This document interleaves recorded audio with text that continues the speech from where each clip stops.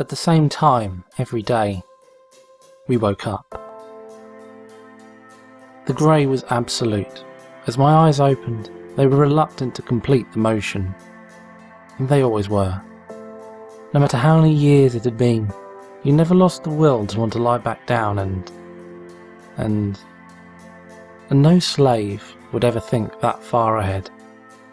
But the grey, there was always the grey. Granite, faded rugs and fog wafting through dull iron bars in a bare-walled cell. My body was shivering, yet I couldn't feel the cold, only a pervasive numbness down to the bone. It sunk to the core, leaving me feeling heavy and slow. My eyes were open, that if the merest look in would tell them that I hadn't slept in. I started to work life back into my body, the same routine every morning. The legs were easy, they only had to wiggle and bend. But moving the big muscles in the torso was soul-destroying. That's because moving your core was the last signal to your mind that the rest had ended, and it was all starting again. You never ever got used to that feeling either. I took a breath, and the chilly air surged down my clammy throat. The cutting iciness of it brought a pain into my lungs, as I felt my organs spasm and clench. Immobilised on the wire mesh of the cot, I spasmed and choked. Each desperate inhale burning my windpipe on winter's hardest edge. My eyes watered, held open in fear. They couldn't see me with eyes closed. They'd think I was trying to sleep in. I held them open, feeling the dampness freeze onto my cheeks. After 10 harsh minutes it finally began to subside, as I discovered another colour than the grey beside my head. Red. Whimpering, I willed my body to move. Limb by limb it responded, before that single, gruelling and reluctant push to roll over and stand up. Like a magnet, the cot seemed to attract me, yet I had to stride away from it and instead fall against the metal bars of the cell door, as though I had weights around my hooves. Around me, every pony else was doing the same through the thin grey mist within the ministry. Hooves pushed through cell doors, but lightly battered at the wooden ones that covered their cells entirely.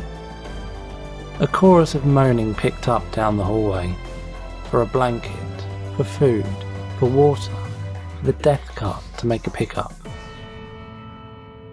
I hung my front legs through the bars, resting on the thick middle one. The cold metal felt like it was burning my pale skin, but it kept me on my hooves. Yes, skin. I could see skin surrounding the rad sores on my front leg. The one on my muzzle felt tight and hardened, the relief of the cold keeping them like toughened skin rather than burnt flesh, yet still twisting and seething beneath the surface. Winter. Goddess's damned winter. I looked up, following the dark and foggy interior of the Ministry of Arcane Science as my eyes tracked up from the stage outside of our cells, past floor after floor until the skylight at the top was visible. A brilliant pattern of brass and obsidian in the shape of a star, long bereft of any glass. Through it came the snow and was the source of the stabbing wind, blown off those tall mountains I had seen outside the wall, down into Philadelphia. Now it fell slowly, drifting through the skies into the cold halls of the ministry. It dampened the colour, turning it into nothing but a pale shade of the snow itself. Clutching my hooves together, I tried to will some feeling back into them, but there was none to be had. They felt like empty stumps, just as my head felt like a rock. Tiredness was overwhelming. I wanted to sleep. I wanted to let go. Yet it was but another day to be sent out. Moving my eyes, I saw the great arched windows above the stage of the ministry's main hall. Through them, I saw Philadelphia's peaks. The entire city seemed dead. Any shapes on the walkways between the tall factories were still or moved sluggishly. Snow drifted lazily between them, resting on rooftops or softly sizzling on the chimneys. To be taken to those forges and mills, the warmth was only appealing until you passed in and out all day and occasionally all night too. The burning heat on numb skin was not a comfort. It was an outright torture. Not gentle, but harsh, searing and vengeful to all those who sought its relief. Masked masters within them stared silently, quiet as the grave in winter, thinking only their own inscrutable thoughts within the uneasy silence of wintertime Philadelphia. Winter was the enemy of the slaves. It was the hated season, the time that life became devoid of anything but slow-motion existence through a faded pastel painting. Yet, as I lay there, propped up by the bars holding me to my place in life, one small unfamiliarity began to spark little lights in my head. There was no pony here, but us slaves. The masters weren't coming. They weren't here. But they were always here. Every morning they came to us, wrapped in fur skins and masks to drag our sorry selves out until we relearned to walk on legs that had scant millimeters between skin and bone. Yet today, nothing. I gazed to the far side of the ministry, to the door that would slam open, that would bring my first master of Philadelphia in. It was unmoving, frost coating its locks and heavy wood. From above, a wind howled and blew a sheet of ice down upon us. I squealed and fell back from the bars, falling against the wall. Around me, I heard the moans of the others grow louder. Work was movement, and no matter how many times we were burned, the heat of the forge was at least a full stream rather than none at all, a mirage of relief. They wanted out. They wanted to leave. One dared call that he wanted to go home. Home. I clenched my eyes shut, holding my shivering body tightly, trying to keep the jerkin pressed down over my ruined body. This was home. Quietly, I did just what I usually did, what a little broken slave had to in order to release emotion when he couldn't ever speak a word against being told not to. I lay in a freezing corner of a chilly cell and cried. The pleas from the other cells gradually drew quieter as the reality sank home. No pony would come for us today. We had been abandoned to the chill.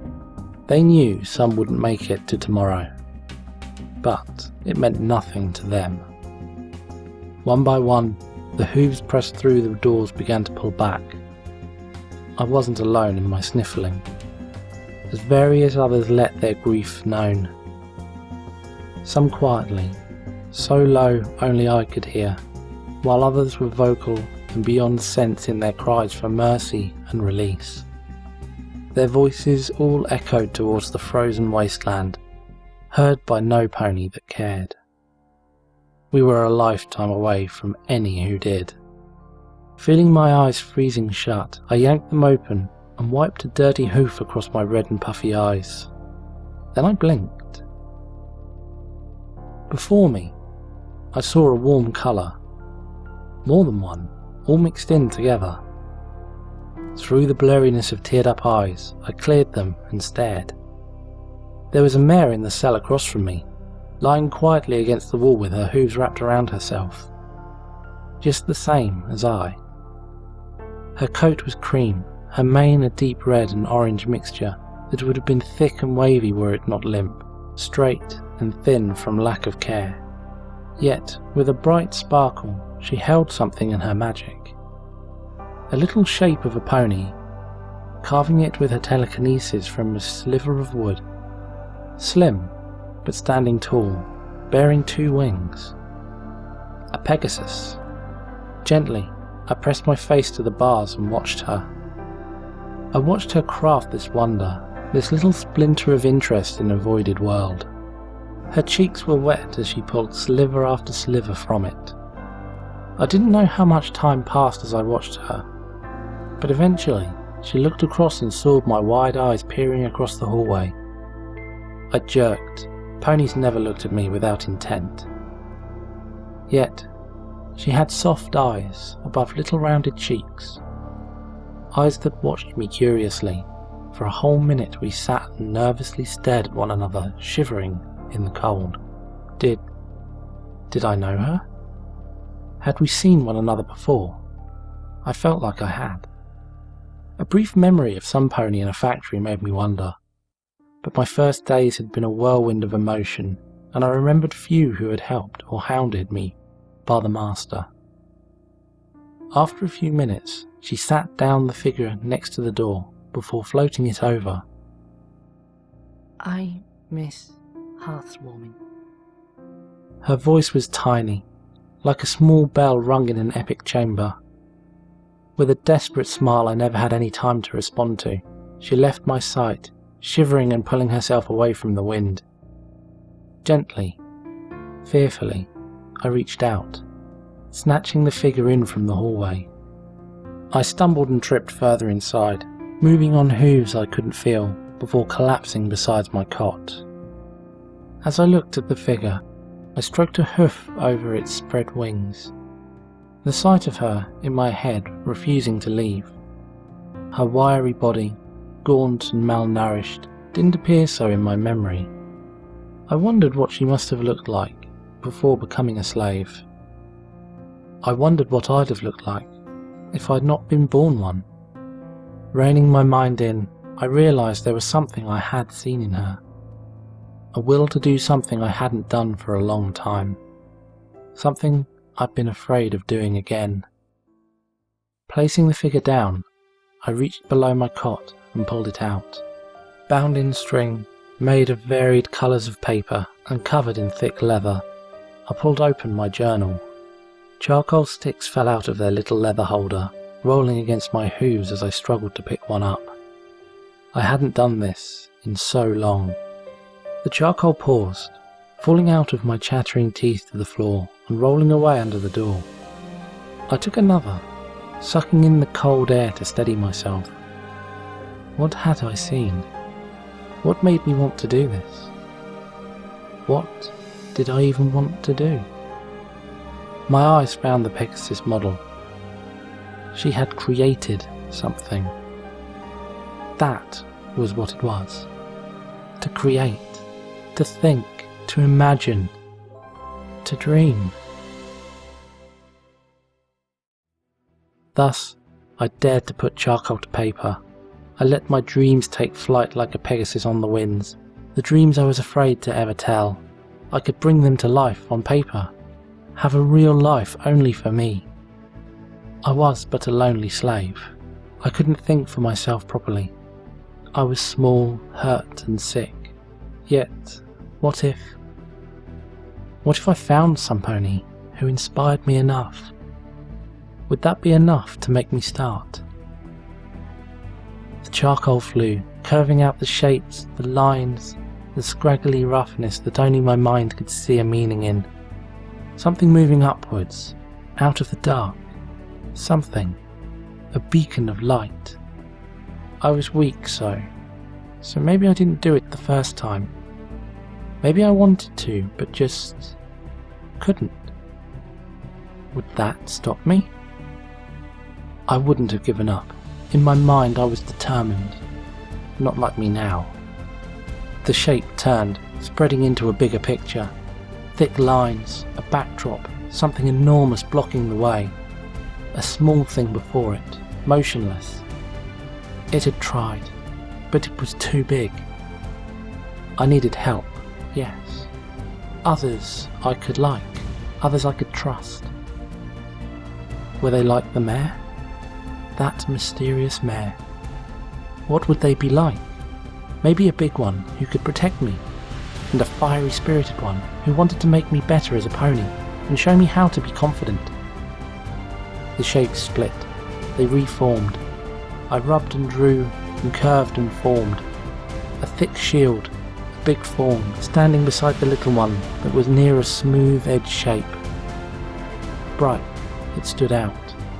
It was a confident shape, so very loud and passionate about life. Maybe, what if this became an adventure? What if those ponies wanted something, wanted out? Could I go with them? I felt a rushing dread. Was I even allowed to think like that? Where would it take me? How hard would it be? Who would I meet? My charcoal flew, taking a new page. Little drawings, little shapes, a dark hall, a dangerous enemy in the shadows of it, behind a looming figure of terror. A slave nightmare in pony form that set my heart beating faster with fright. But also light. A stern but sad figure, not so different from me, who I couldn't quite figure out yet if I wanted as a friend or a foe in my little story. Maybe it'd get really hard at times. Maybe there'd be battles. Lines like gunshots, knives like icicles, a table with two ponies as captives around it. The sad figure from before, now not a foe, some pony misunderstood, good at heart. And maybe things would get worse. A tall building, a collared figure stood atop it. It was near the edge. Would it ever come to that? Then a world of dreams. There would be hurt along the way, as I might need my companions to save my life. Small shapes surrounded by reassuring ones of beautiful shapes, casting away that rough charcoal dirtiness I kept drawing on him the whole time to be smoother, brighter, better. There would be the good. They were celebrating. I drew a cake, dancing. The other shapes glowed brighter. The big one casting off some darkness, the bright one becoming more at ease with itself. There was another one joined it, so very strong, but missing a piece and moving ever closer to it. None of us would be perfect, but we'd manage. There would be bad. One of the shapes was no longer there by this time. Then another blinked out, one that had been close to that sad figure. A chain, a circle of chain, was growing bigger without my realizing I was drawing it. It was a journey. It went to all places. I drew a huge upside-down V, a mountain, but I also drew a thick black mass, filled with terror far below, unseen and filling me with dread. All of Philadelphia would try to stop us. Ponies, so many ponies of the ground, sky and below. The terrible figure within it, but a group amongst it, shaded lighter, a haven, a stance against the bloodiness around them. They stood up to the darkness, not afraid. They had a goal. And I'd meet that mare again. My charcoal struck the page hard, working with a mind of its own. A shape of growing detail, a pony, a mare. That mare. She looked down. She looked amazed, shocked. I felt so too, and I didn't know why. She was reaching out. Why? Why? Like she was in the sky, and all I could... Maybe I'd learn how to... The charcoal stopped, and I reached over to take the figure as she had made, placing it on the paper, hoof to hoof with her. How to fly away. A tear dripped onto the page as the fantasy broke and I was left in my cold cell again, with my little dying body quaking and hiccuping and coughing and crying, and I clutched the journal close and lay down shivering. Yet, as I lay, the journal felt warm.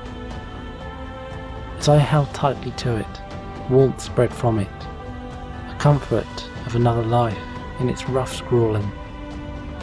That would be my adventure. I'd do that if I could, but I never would. It was just a dream. Just a dream I'd want if I could have anything. I'd fly away with them all, and we'd never have to be cold and lonely again. We'd have a place to ourselves, all of us.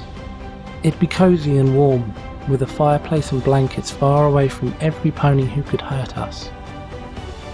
We could spend hearth warming by the fire, and we'd all be together. She wouldn't have to miss it anymore. My heart ruptured with willing it to be true, wishing any amount on the goddesses and any pony listening that it could be. That I could be anything more than just a lonely slave. Just a chance. A chance. The world was grey.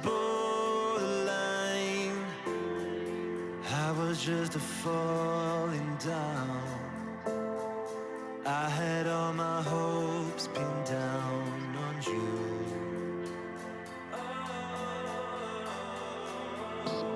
I always had the end in sight.